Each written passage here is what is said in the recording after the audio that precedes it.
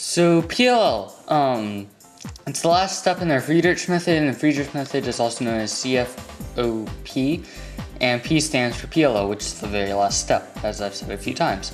It basically stands for permuting the last layer, and what you're watching basically is a PLL time attack, where I do all 21 PLLs and see what kind of times I get.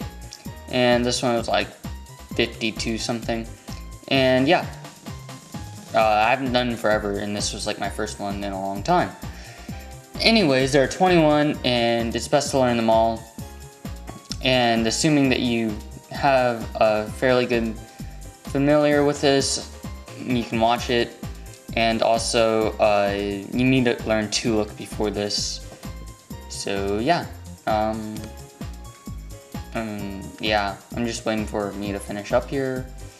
5, 4, 3, 2, 1.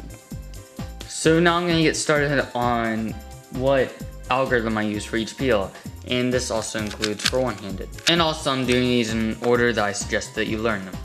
First up we have UA, and it basically cycles the edges counterclockwise. Looks like this.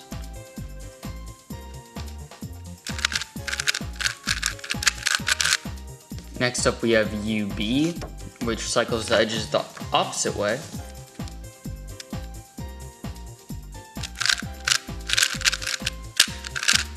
Then we have the H-perm, also known as cross, I think is what most people call it.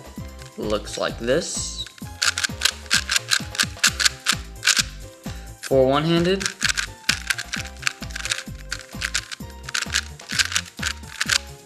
next up we have the Z permutation, also known as diagonal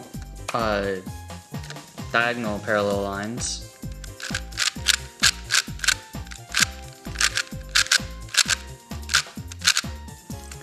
For one-handed,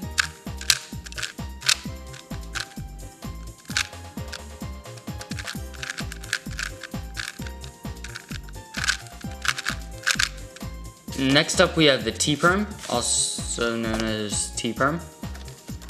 It's one of the easier ones.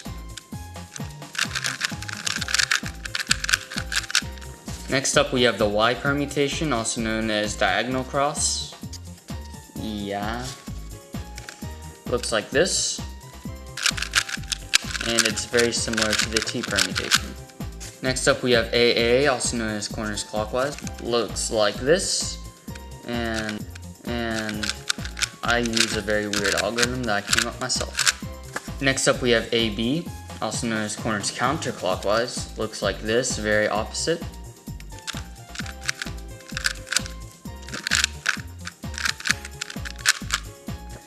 Next up we have the E-perm, and it's recognized by nothing actually matching.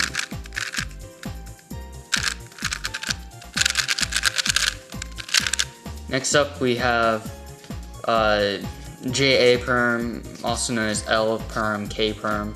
I call it bananas, because I don't know what else to call it. It looks like this.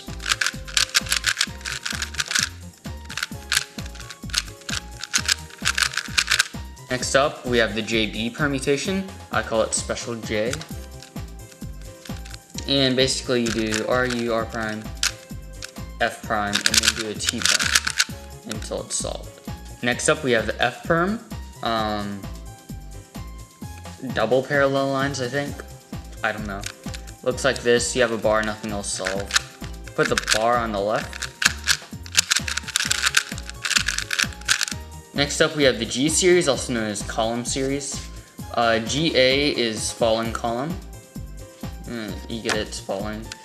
Falling, it's right there. Basically how you recognize it is that you put whatever lines up, like these two corners match, so you put those on the left, and then look where the pair is. And then that's where the column is. It'll be here, here, here, or here. This case it's here, known as falling column.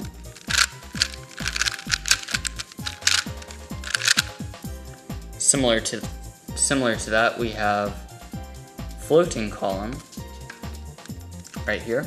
Headlights on the side.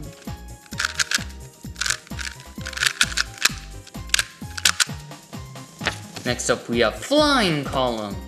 Yay. Headlights on the side. line.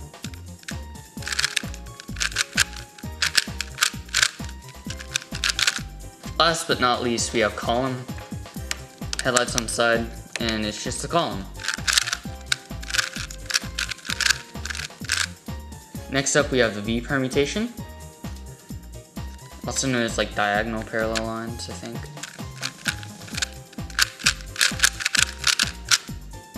Next up, we have the R perm. Looks like this. Put the two that need to be swapped in the back. Next up, we have RA. Yeah. Also known as British phone.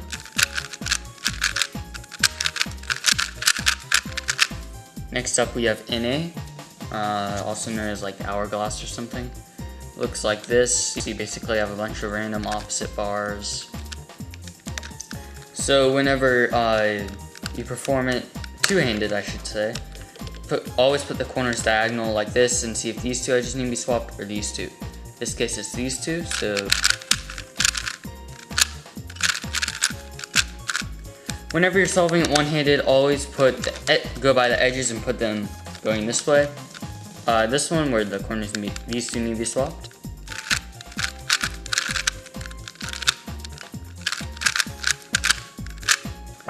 And then NB, which is another hourglass that I don't know, looks like this.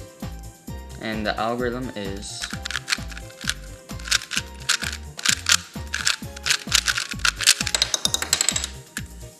fail. And then when these two corners need to be swapped. Please comment if you find any corrections to mistakes I've made in the video, or if you think I'd like an algorithm better.